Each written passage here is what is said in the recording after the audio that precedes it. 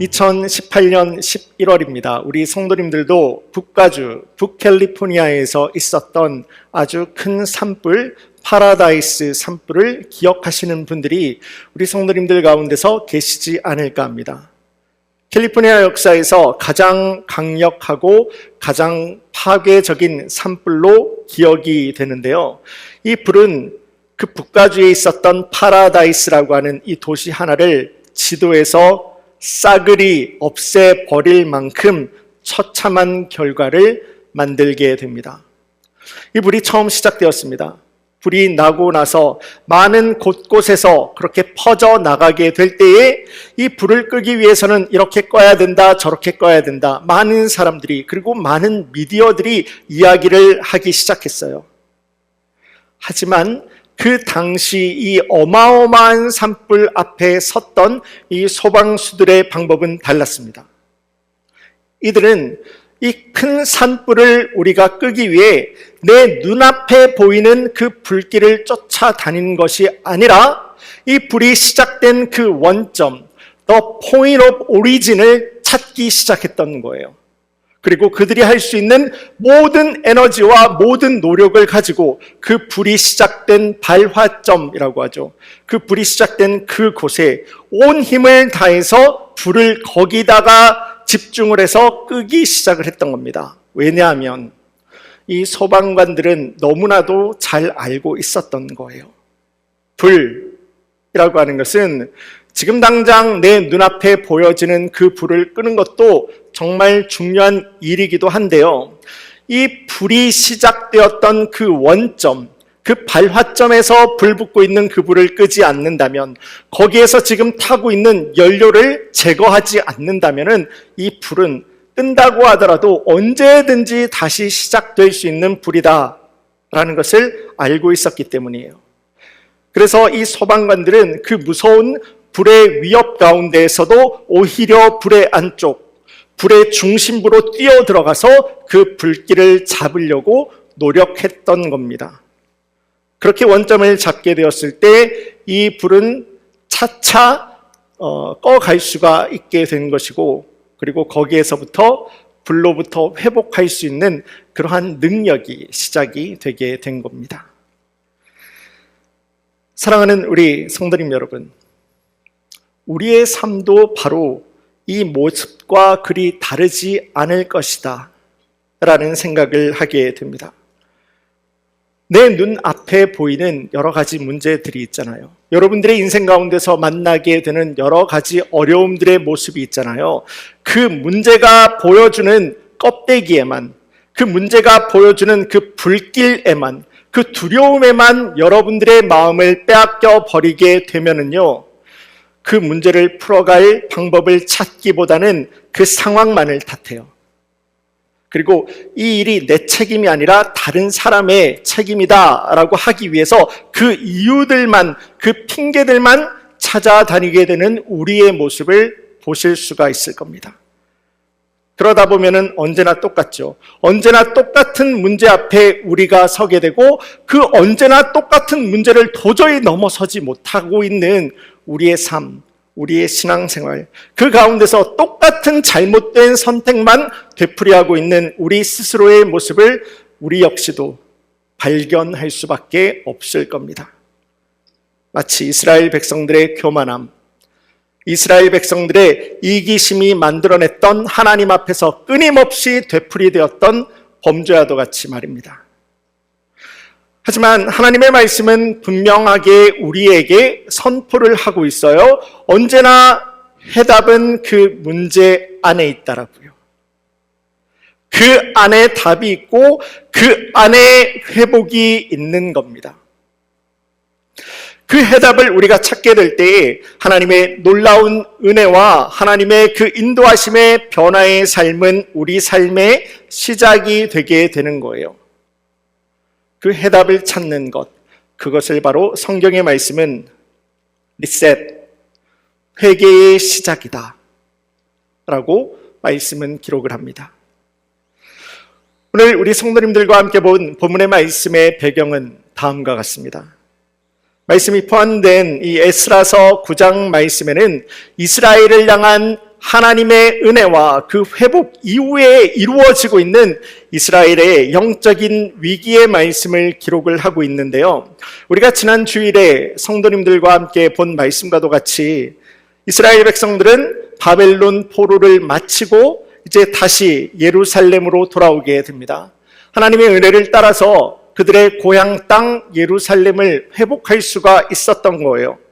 쉽지 않았어요. 힘들었어요. 하지만 그럼에도 불구하고 하나님의 도우심 가운데서 무너진 하나님의 성전을 다시 쌓을 수가 있었고, 그 이스라엘 백성들 민족 가운데서는 그들 하나님 앞에 드리는 예배가 회복될 수가 있었습니다. 겉으로 볼 때는 모든 것들이 다 잘 돌아가고 잘 되어져 가는 것처럼 보였습니다. 하지만 여기에는요, 굉장히 심각한 문제가 한 가지 있었는데요. 이스라엘 백성들, 심지어는 이스라엘의 지도자, 제사장들이라고 하는 사람들까지도 하나님의 말씀, 우리를 향한 하나님의 말씀과 하나님의 뜻을 분명히 알고 있었음에도 불구하고 하나님의 말씀을 따르지 않는 거예요. 하나님과의 관계 가운데서도 내가 주인이 되려고 하는 거예요. 이런 거예요. 하나님, 내가 이렇게 할 테니까 나를 인정해 주세요. 내가 이렇게 할 테니까 하나님의 말씀은 내가 이렇게 가는 길을 그냥 인정해 주시기만 하면 되는 겁니다. 하나님의 말씀과 하나님의 뜻과 하나님의 인도하심과 역사를 분명히 알아요. 이스라엘 백성들이에요. 이 이스라엘 백성들은 지금 그들의 죄 때문에 바벨론의 포로로 잡혀가는 하나님의 진노와 심판을 받은 하나님의 백성들입니다. 하나님의 뜻과 계획을 잇는 것을 그 누구보다도 더 잘 아는 사람들이 이때의 이스라엘이에요. 그런데 그냥 아는 거예요. 알고 마는 거예요. 내가 내 삶의 주인이 되어서 내가 기준이 되고 내가 원하는 내 마음대로의 삶을 살려고 하는 겁니다. 심지어는 믿음의 제사장들까지도요. 하나님의 뜻과 하나님의 말씀을 떠나 이스라엘 주위에 있었던, 가나안은 물론이고요, 이스라엘 주위에 있었던 그 많은 이방 민족들과 함께 결혼을 서슴지 않고 내 마음대로 하고 있었던 거예요. 자, 여기에서 오늘 예배 드리는 우리 성도님들과 함께 분명히 확인해야 되는 내용 한 가지가 있는데요. 오늘날 말로 하면 국제 결혼이지 않습니까? 이 이방인들과의 결혼, 이 국제 결혼 그 자체를 하나님의 말씀은 문제로 삼고 있는 것이 아닙니다. 그게 잘못되었다라는 거 아니에요. 하나님의 말씀은요, 이 결혼을 통해서 이방 민족들이 가지고 있는 이방신, 우상들, 그리고 세상적인 가치가 하나님의 거룩한 백성들 안에 들어오게 되는 것을 하나님께서는 심각한 문제로 바라보고 계셨던 거예요. 그러기에 사도 바울을 통한 하나님의 말씀도 역시 믿지 않는 자들과 멍에를 함께 매지 말라라고 했지 결혼하지 말라라고 말씀한 것이 아니에요. 하나님의 은혜 가운데서 하나님께서 직접 세우신 하나님의 나라이고 하나님의 민족입니다. 그 하나님께서 인도하시는 믿음 공동체 가운데서 제발 너희 마음대로 신앙의 본질을 흐트리는 일을 하지 말라 하신 하나님의 말씀이 있었던 거예요. 마음이 있었던 거예요. 이방 민족과의 결혼을 막으시는 하나님의 말씀은 그렇게 사랑하는 아들을 지켜 인도하겠다라고 하는 아버지 하나님의 마음이 그 안에 들어가 있었던 겁니다. 자, 하나님은 이와 같이 그 놀라운 능력과 인도하심을 따라서 이스라엘을 포로에서 회복하시고 능력 가운데서 이스라엘을 세워가고 있는데, 이스라엘은 또 다시 그 하나님을 알면서도 하나님을 떠나는 결정을 지 마음대로 하고 있었던 겁니다. 그 답답한 상황을 이제 모두 다 알게 되었을 때 이스라엘의 영적 지도자 에스라죠. 이 문제를 그냥 덮어두지 않아요. 좋은 것이 좋은 거 아닙니까? 하지 않아요. 합리화하지도 않아요. 미루지도 않아요. 이스라엘 모든 백성들과 함께 이 믿음의 버튼, 믿음의 회개 버튼을 두 손을 모으고 이 내 삶을 회복하는 리셋 버튼을 누르기 시작했던 겁니다. 자, 그렇다면 오늘을 살아가면서 신앙생활을 하는 우리 모든 성도님들, 여러분들 역시도 우리의 인생에서 만나게 되는 유혹이 있습니다. 어려움이 있고 문제가 있고 때로는 시험을 만날 수도 있어요. 그런 우리 인생들 가운데서 다가오는 어려움들 앞에 우리 역시도 하나님의 은혜를 회복할 수 있는 그 리셋 버튼은 도대체 무엇이겠습니까? 그리고 그 리셋 버튼이 말하는 하나님 앞에서의 회개라고 하는 것은 성경적인 의미는 도대체 무엇이고 우리는 그 회개를 어떻게 할 수가 있을까요? 이와 같은 배경을 가지고 있는 오늘 본문의 말씀을 통해서 리셋, 다시 시작하시다 라고 하는 제목으로 하나님 말씀의 은혜와 도전을 나누길 원합니다. 자, 참된 회개는 먼저 주님 앞에서 우리의 죄를 정확하게 깨닫는 것부터 시작합니다. 다시 말씀드립니다. 참된 회개는 하나님 앞에서 우리가 가지고 있는 이 죄를 정확하게 깨닫는 것부터 참된 회개가 시작된다는 겁니다. 오늘 본문의 말씀에 앞선 1절 말씀을 함께 보겠습니다. 제가 봅니다. 이 일 후에 방백들이 내게 나와 이르되 이스라엘 백성과 제사장들과 레위 사람들이 이 땅 백성들에게서 떠나지 아니하고 가나안 사람들과 헷 사람들과 브리스 사람들과 여부스 사람들과 암몬 사람들과 모압 사람들과 애굽 사람들과 아모리 사람들의 가증한 일을 행하여.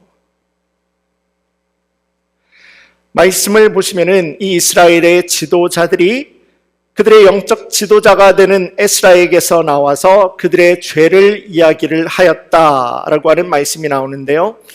이 말은 그들도 이 문제가 무엇이라고 했습니까? 하나님의 백성이 하나님의 말씀, 하나님의 기준을 떠나서 하나님 믿지 않는 이방인들과 지 마음대로 끊임없이 결혼을 하고 있었다라고 하는 거예요.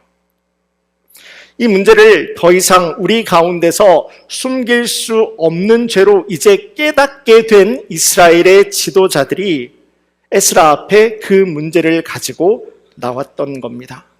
죄는요, 숨기면 커져요. 죄는요, 덮으면 더 퍼져나가더라고요. 그런데 아파요. 부끄러워요.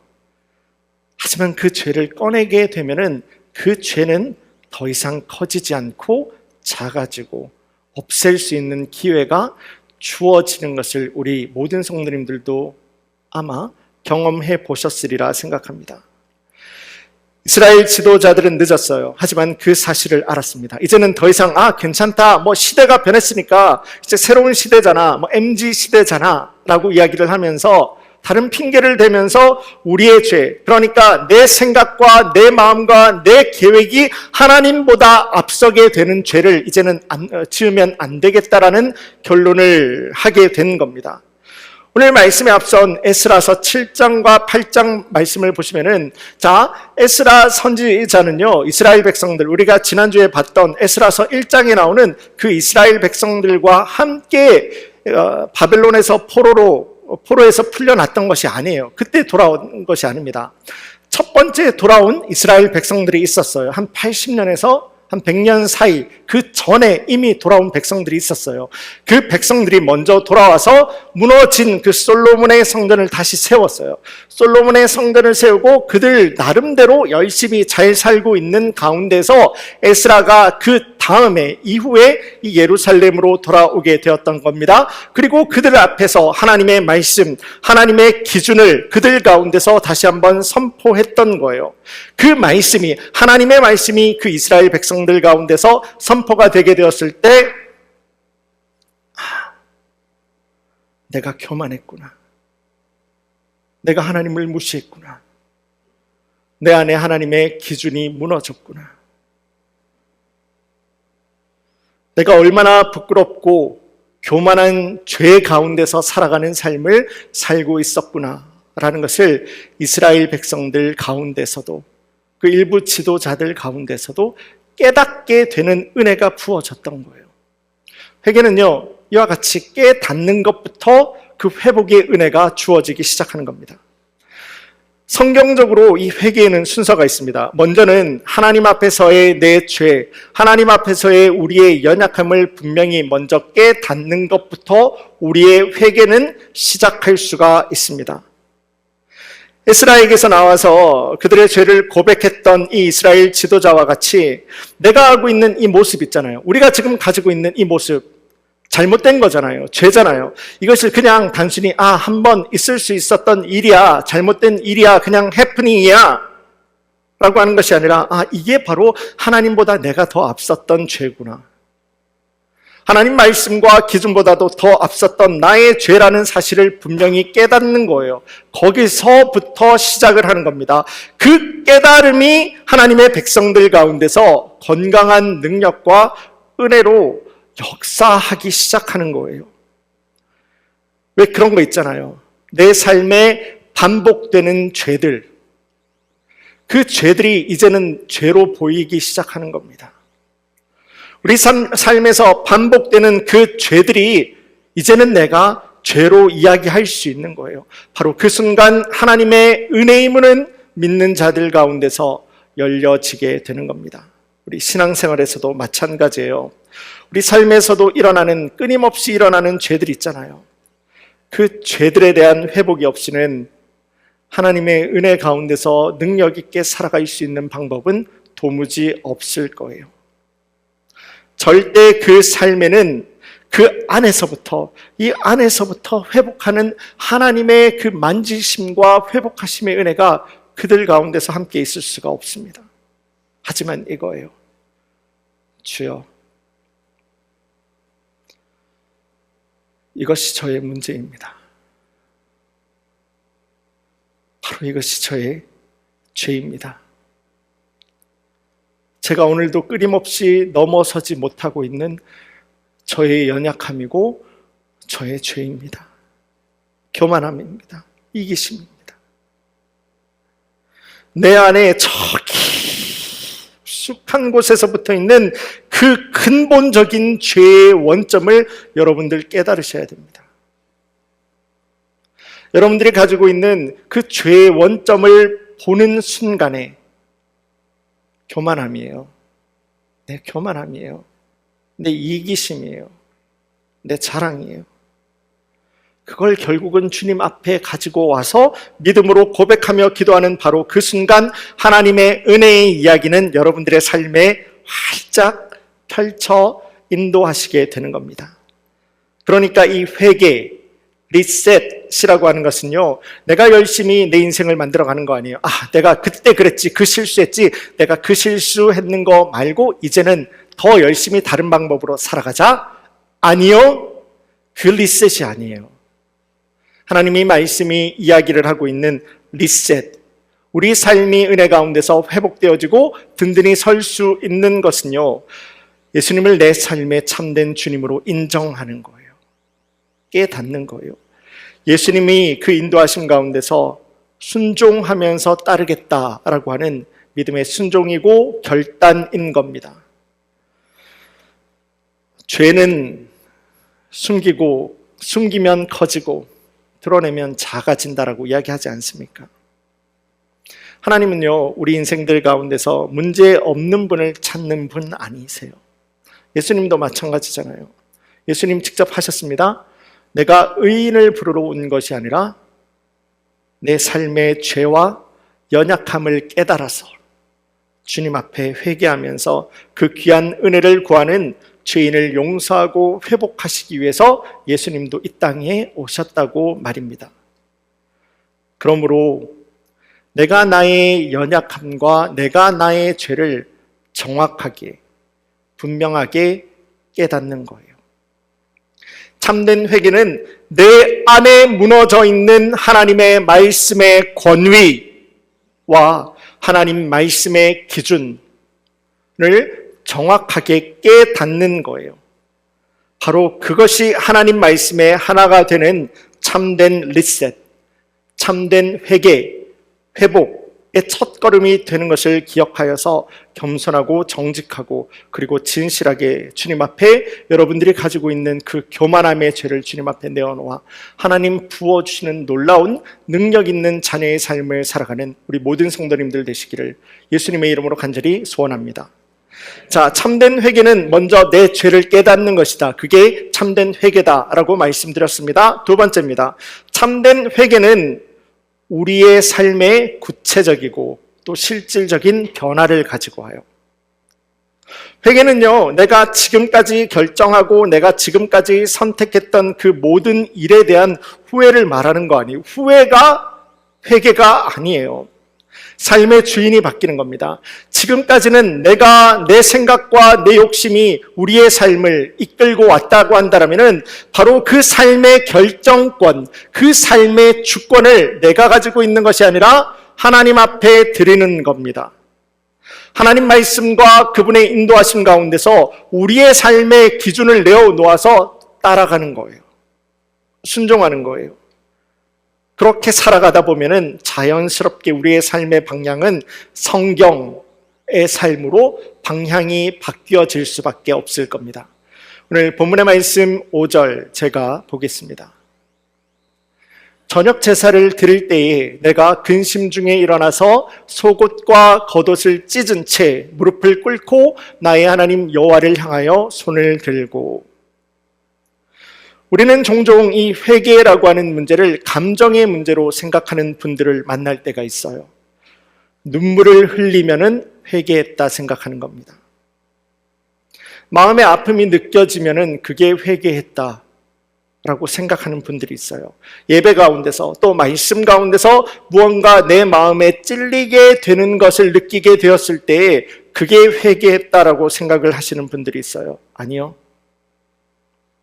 성경의 말씀은요, 성경이 이야기를 하고 있는 참된 회개는 우리의 마음과 우리의 감정에서 무언가를 느꼈다라는 것으로 회개가 끝났다라고 이야기를 하지 않습니다. 함께 읽은 이 5절의 말씀을 여러분들 보시면은 에스라는 이스라엘의 죄에 대해서 그냥 마음 아파했다, 찔렸다, 눈물을 흘렸다라고 이야기하지 않아요. 근심 중에 일어났다. 옷을 찢으면서 무릎을 꿇었다. 손을 들고 하나님 앞에 기도를 드렸다. 라고 말씀합니다. 서 있던 사람이 무릎을 꿇었어요. 변명하던 입술이 기도하는 입술로 바뀌게 돼요.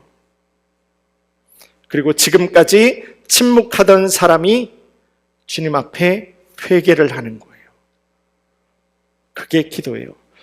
회개는 느꼈다가 아니라 회개는 이제 그 말씀 앞에 순종하겠습니다. 삶의 구체적인 변화와 구체적인 삶의 성숙을 이야기를 하는 거예요. 회개입니다. 특별히 본문의 말씀에 나오는 이 에스라의 회개에는 참 중요한 회개에 대한 가르침, 교훈이 한 가지 들어가 있는데요. 에스라는 이스라엘의 죄를 이야기를 할 때 그들의 죄라고 이야기하지 않습니다. 우리가 조금 전에 나눈 것처럼 에스라 앞에 놓여 있는 이 죄는 에스라가 지은 죄가 아니에요. 100년 전에 왔던 그 사람들이 지금 짓고 있는 그 죄예요. 에스라의 죄가 아니에요. 그런데 에스라는요, 비록 그 죄가 내가 지은 죄가 아니지만은 나와 함께하고 있는 그 믿음 공동체의 죄를 어떻게 이야기를 합니까? 우리의 죄다. 또한 나의 죄입니다. 라고 그 죄를 나의 죄로 안아서 주님 앞에서 회개의 기도를 드리고 있는 겁니다. 우리가 간혹 신앙생활을 할 때 그렇게 이야기하는 모습들 볼 때가 있잖아요. 아유, 그거 내가 한 거 아니에요. 내가 그때 그렇게 동의한 적이 없어요. 그 사람들이 한 거예요. 나는 거기에 찬성하지 않았어요.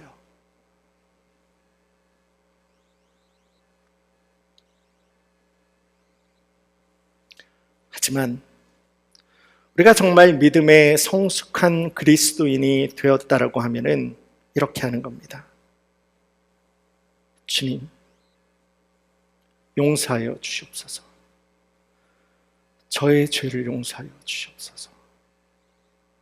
우리 믿음 공동체의 죄를 용서하여 주시옵소서. 우리를 회복하여 주시옵소서. 성숙한 믿음의 회개는 내가 저 사람을 바꾸고, 성숙한 믿음의 회개는 내가 끝끝내 저 사람을 가르쳐서 바꾸어 놓겠다 라고 하는 것이 아니라, 성숙한 그리스도인 또한 성숙한 믿음의 회개라고 하는 것은 내가 먼저 하나님의 마음에 하나가 되는 변화에 순종하는 거예요. 내가 먼저 순종하는 거예요. 그렇게 내 삶의 참된 주인 되시는 하나님의 마음에 하나가 되는 변화에 구체적으로 실질적으로 내가 먼저 변하고 순종해서 따라가는 것, 그것이 바로 믿음의 건강한 그리스도인의 하나님 마음에 하나가 되는 회개의 모습이 되는 겁니다. 혹시 지금도 주님의 전에 나와서 예배하는 우리 성도님들 가운데서도 주님 앞에 늘 똑같은 죄를 고백하고 용서해 주세요, 용서해 주세요, 회개하고 눈만 감으면 그 죄를 가지고 회개하고 있는데 또다시 눈을 뜨게 되면 그 죄의 자리로 돌아가고 있는 분들이 우리 가운데서 계시지 않으십니까? 하나님 안에서 변화하는 거예요. 하나님 안에서 변화하는 거예요. 하나님 안에서 변화하는 진실한 마음과 믿음을 붙들어 주님 앞에 순종하기 시작할 때 여러분들의 삶에는 주님께서 고치고 회복하시는 리셋의 은혜의 이야기가 시작되게 되는 겁니다. 자, 이와 같이 하나님 마음에 하나가 됨으로 회개하는 자를 하나님께서는 반드시 회복시키십니다.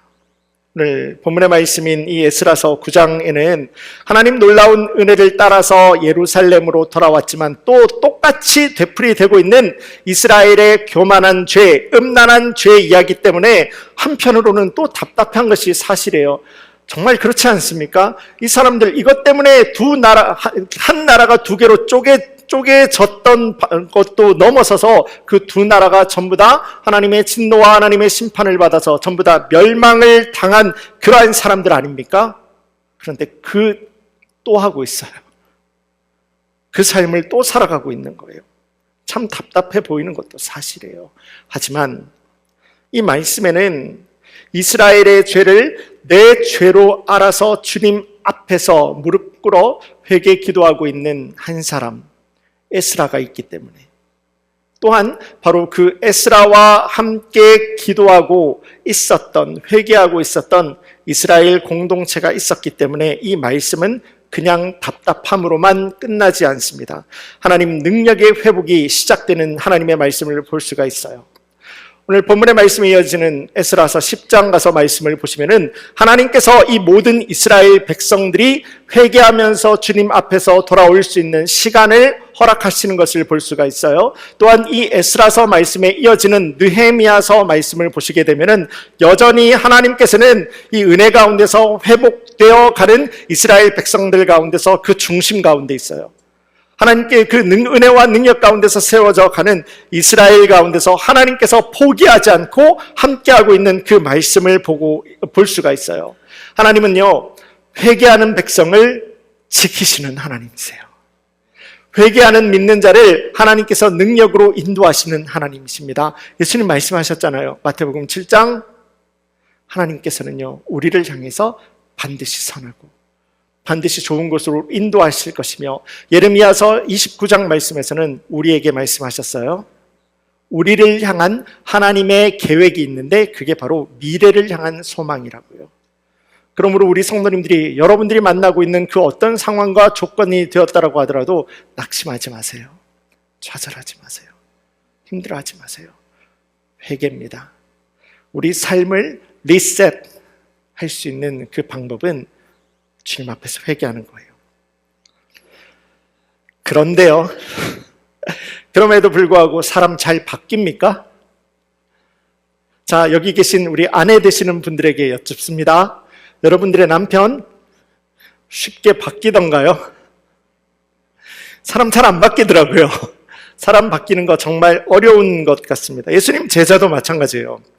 예수님과 함께 참 놀라운 기적을 베풀면서 하나님의 나라를 증거하면서 살아갔던 사람들이 바로 이 예수님의 제자들이었습니다. 그런데 골고다 십자가의 언덕에 박혀있던 그 예수님을 바라보면서 이 제자들 전부 다 도망가지 않았습니까?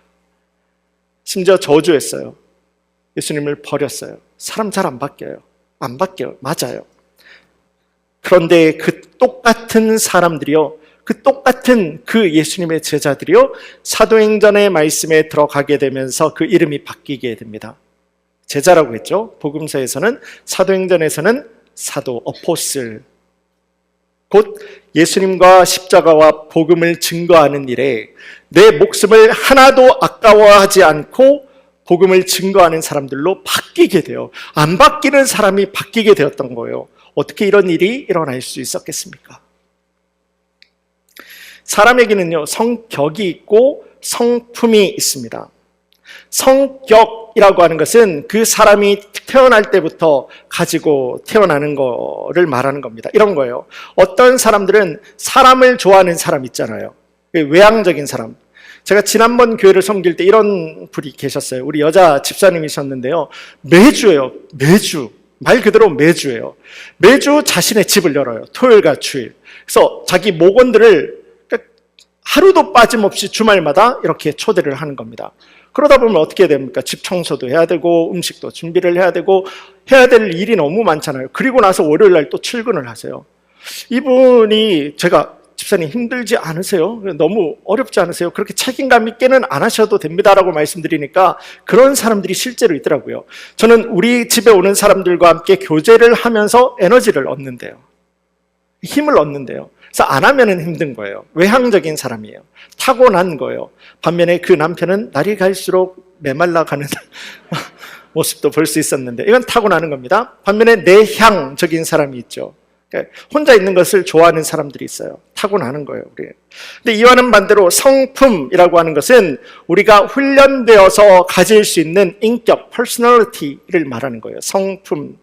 교육과 훈련을 통해서 우리가 바꾸어 갈 수 있는 겁니다. 예를 들어 보겠습니다. 왜 그런 거 있잖아요. 처음에 어렸을 때 태어날 때 그렇게 주위에 신경 쓰지 않는 사람, 사랑이 그렇게 많지 않은 사람들이 있어요. 그런데 내가 예수님과 함께 동행하고 말씀 가운데 살아가다 보니까 나도 모르는 사이에 내 마음 가운데서 사랑이 풍성해지는 것을 느끼게 되는 거예요.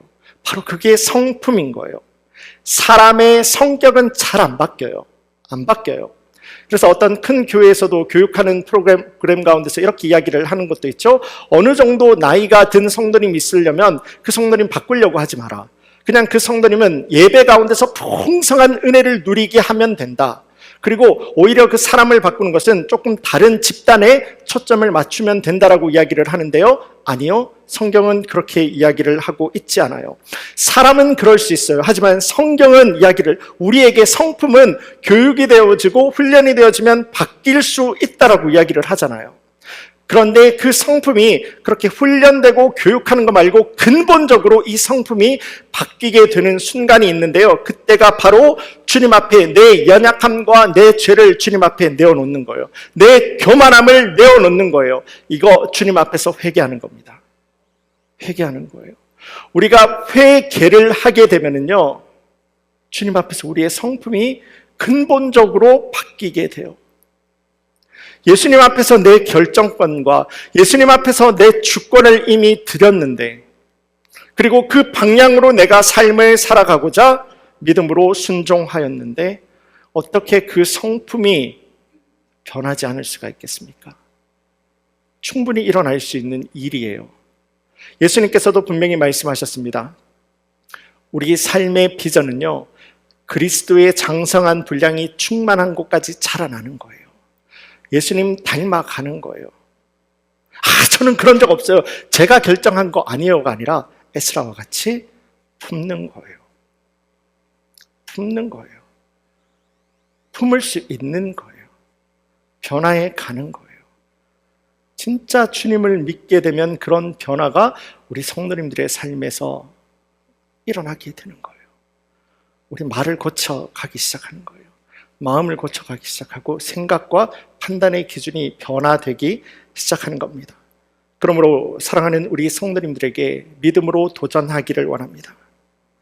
회개라고 하는 것은요, 여러분들의 삶이 무너지는 게 아니에요. 여러분들이 지는 게 아니에요.